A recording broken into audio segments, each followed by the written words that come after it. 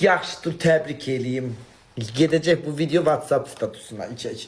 Ay ad günün mübarək canım anam. Az yaxşı ki sen beni doğmusan. Canım güzel göçəyim benim. Oy benim maralım.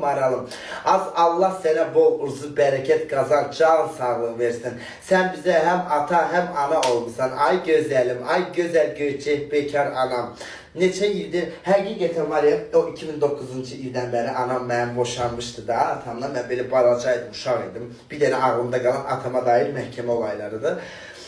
Mən mamama neçə il dedim ki, evlən də, cavan qadınsan, evlən, həyat davam eləyir, gözəl göçək xanımsan. Asla bilirsən, dedi ki, bir ərim sən bir ərim o qardaşın. Yəni, neçə ildir evlənmədi, həmişə yedi, içdi, özünə xərcləmədi, həmişə bizə xərclədi. Ona görə həmişə də mənim xəyalımdır ki, Allah mənə versin, mən baxım. Şükür ki, bugünlə minlərcə şükür ki, qazanıram, anama yedirirəm. Ay canım mənim, amma mən sənə bir şey deyim, ay mama, bilirəm sənin borcunu ödəyənlərəm, sən canımsan, yaxşı ki sən varsan canım mama, yaxşı ki sən məni doğmuşsan, səni çoxlu öpürəm.